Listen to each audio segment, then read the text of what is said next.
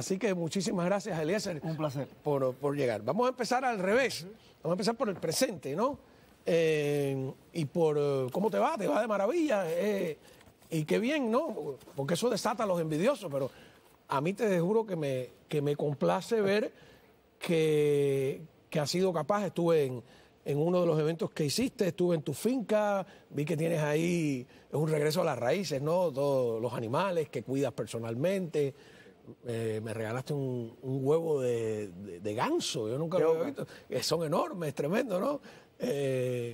Y nada, ¿sigue todo eso bien? Sí, la verdad que creo que soy un ejemplo del sueño americano. Y además lo que estoy haciendo aquí es lo que yo quería hacer en Cuba. Mis diferencias radicalmente antagónicas con el sistema, de hecho no vienen solamente de la política, sino también de la economía.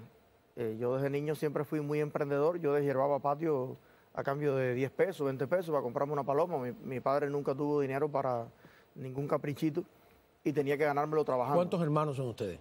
Nosotros somos 3 hermanos. 3 hermanos. Tengo 2 hermanas hembras y yo varón.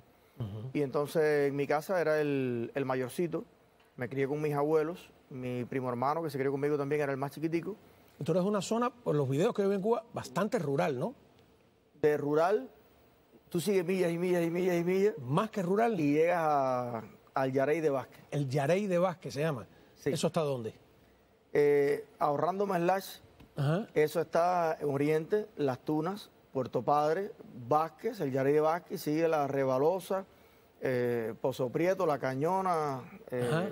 O sea, son los barrios. Tú conoces la tierra, de verdad. Yo me crié en la tierra, de verdad. Sí. Qué bien, ¿no? ¿Y cómo fuiste a dar a la UCI? Porque ¿cómo fuiste a dar al mundo de las computadoras y de...? Yo siempre fui el mejor alumno de todas las escuelas donde pasé. De la escuela primaria, la secundaria. Siempre estuve dentro de los 2 o 3. ¿Eras disciplinado? Muchachos muy disciplinados. Qué bien, ¿no? Muy disciplinado y bueno, no era el más estudioso, era de la libreta doblada en el bolsillo, pero creo que Dios me dio el don del entendimiento, de buena lógica y bueno, salía. ¿Y qué te gustaban las matemáticas? Muy matemático, físico. Sí, por eso me gustaba mucho. La física es muy lógica. Sí, era parte de la filosofía todo antes. lo que era el cálculo y jugaba siempre a aprenderme todas las capitales del mundo. Siempre reté mi mente desde que era chiquito y mi padre me inculcó mucho la lectura también. Nunca olvido el primer libro que me regaló a mis 4 años, Aventuras de Robinson Crusoe. Y luego le siguió la trilogía de Alexandro y luego el libro Corazón. Del mundo de Amici. Sí, no tenía nada material que darme. Es un libro que ya no lee la gente, es un libro maravilloso. Y mejor para que los jóvenes. Bueno, mucho más profundo porque es en la Italia que acaba de surgir, digamos así. Sí. El mundo de Amici es un escritor que hay que reencontrar, me alegro que lo hayas mencionado, ¿no? Sí, y bueno, yo creo que por ahí un poco, yo me crié en un hogar demasiado exigente, con mis notas, con todo. Yo recuerdo que los muchachos llegaban y le decían a los padres, cogí 70, cogí 80 y todo el mundo los felicitaba. Yo le decía al mío, cogí 99 y me decía, ¿qué pasó? 99. ¿Y eso por qué? Y era como que no lograba yo sacarle Porque errar es de humanos, ¿no? Sí, y entonces, bueno, como llegué al pre, siendo siempre postalito en eso, y aparte era deportista, y, ¿sabes? No es que tampoco fuera... ¿Qué deportes te gustaba? Estuve en todos los deportes de combate, de lucha, boxeo, taekwondo. Ah, sí. Sí, me gustaba practicar artes marciales en esa época y se me daba ahí más o menos. Entonces llegó esto de la UCI que mandaron a escoger... En la Universidad de las Ciencias Informáticas. Sí, era un proyecto nuevo. Como todo lo nuevo en Cuba, es como... Tenía como 10.000 alumnos. Wow. Y cogían los mejores estudiantes de cada provincia, de cada municipio.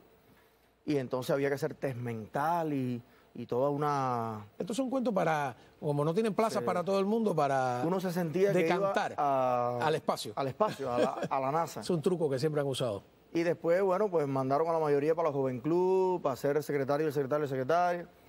Y a mí igual me mandaron para un Joven Club, pero bueno, cuando pasó lo de la UCI... toda la historia cambió, ya pasé a ser básicamente, en vez de ser un niño lindo del sistema, un enemigo del sistema. A ver, vamos ahí, yo sé que tú has contado esto 1000 veces, etcétera. Cada vez que vengo te lo cuento. No, yo contigo no he hablado de ese tema. ¿Hemos hablado de ese tema antes?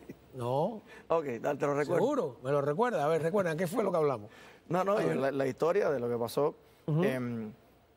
A mí, yo creo, debo ser el único cubano que tiene por escrito 3 veces, firmado por Sáez, el que era secretario del partido de La Habana, ser persona no grata dentro de Cuba.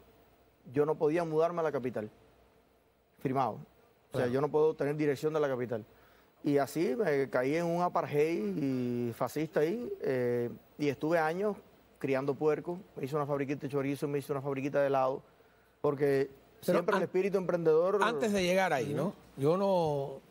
A mí no me gusta, yo no soy juez, ni te juzgo, pero, y además debo tener mala memoria, porque todavía hay cosas que me pregunto sobre el evento en cuanto a las presiones que ejercieron sobre ti, ¿no?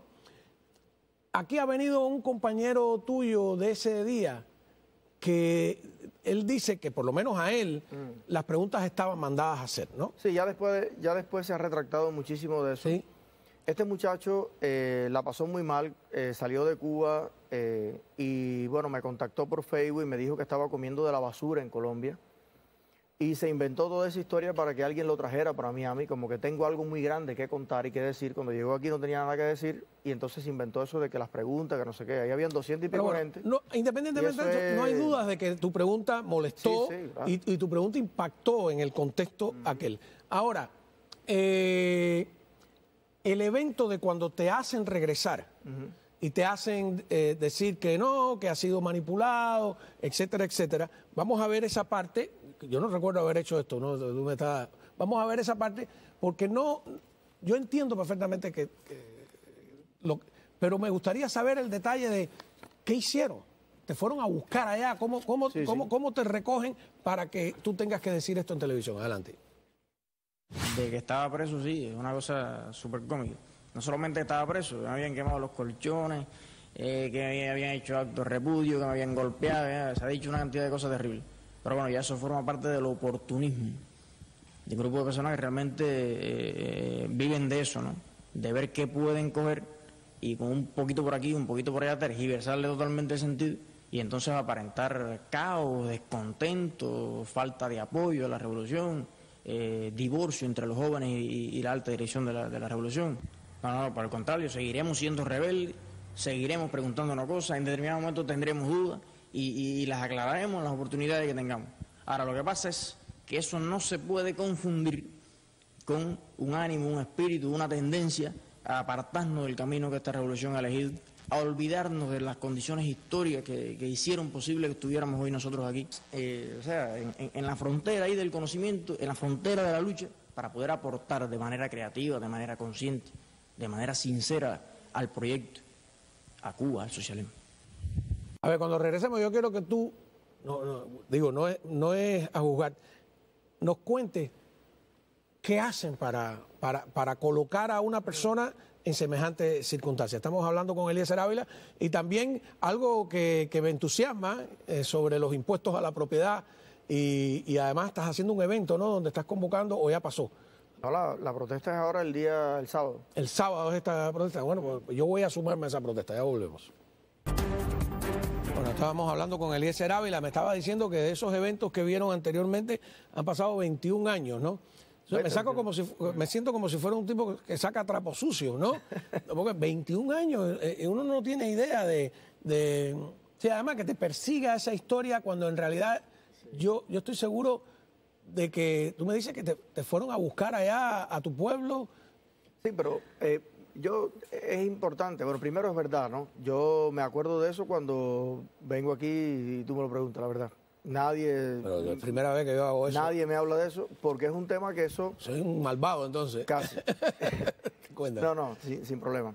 Pero el punto es que yo he cambiado de opinión política una sola vez en mi vida. Yo nací en una y me salí. Bueno, que es a lo que aspiramos, a que los que nacieron cambien. Claro, todo el que nace en Cuba vas a estudiar, pionero de comunismo seremos con el Che, yo era el mejor estudiante, me enviaron para la universidad y lo que hice fue bajarme, salirme del sistema. Ahora, en el momento que yo hago las preguntas al Alarcón, yo no era un opositor. Y esa es la parte que mucha gente no entiende. Pero tú dijiste que mamá socialismo, ¿y para qué iba a decir yo? ¿Para tumbar a Fidel?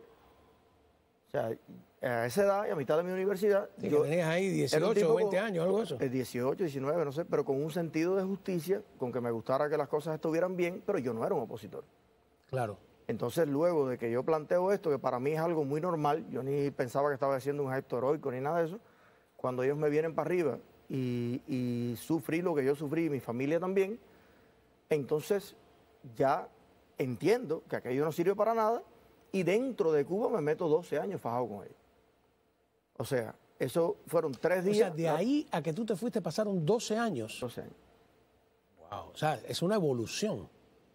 Sí, eso no es que yo me levanté por la mañana y dijiste, yo era el mejor amigo de Osvaldo Payá o de... No, yo no conocía en mi vida nunca ningún opositor, ni en mi barrio, ni en mi familia, nunca. Yo no sabía lo que era un opositor. Era un muchachito dentro de la burbuja del sistema. Hice mi transición a la vez a ir... Yo nunca había viajado, yo nunca había tenido internet. De hecho, este proyecto del que yo hablo en la reunión, o sea, a mí me ponen en un proyecto y me dicen, tienes que hablar cosas buenas del sistema. Cuando salgo a las redes, lo que entro es en este conflicto que le cuento al Alarcón, que le digo, mire, yo fui a las redes y lo que yo veo ahí es que tuve que quitar el cable. Porque me empezaron a decir, tus padres han trabajado toda la vida y tú conoces Varadero. Yo no. Ve acá, pero tú conoces esto, no. Tú esto, no. Tú Viñales, no. Tuve que quitar el cable. Porque yo no pude defender algo con lo que no estoy de acuerdo. Y yo veía a Alarcón como casi un padre, ¿no? Déjame preguntarle a este tipo que es tan buena gente, ¿qué es lo que pasa con esto? ¿Por qué los cubanos no podemos esto, no podemos esto, no podemos esto? Y ahí se da sí, claro, algo nuevo, ¿no? En la historia que nadie lo había preguntado. Pero yo... Sí, en cierto modo tú tienes razón en que es injusto que te persigamos eternamente por algo que en realidad fue positivo para ti, positivo para los que lo vivieron. Claro. Nosotros lo disfrutamos ver a Alarcón diciendo eso. Cuba entera y el mundo, claro. Me felicitó todo el mundo. Claro, claro. Oye, qué gesto de valentía. Y por eso ellos entonces esa cosa porque lo que hace el sistema siempre es obligarte a decir lo contrario de aquello en lo que crees o de lo que dudas, porque una vez que te quiebran la coherencia, lo quiebran todo. Pero bueno, vamos a olvidar eso, ya pasó todo este tiempo, como dije al principio, has tenido...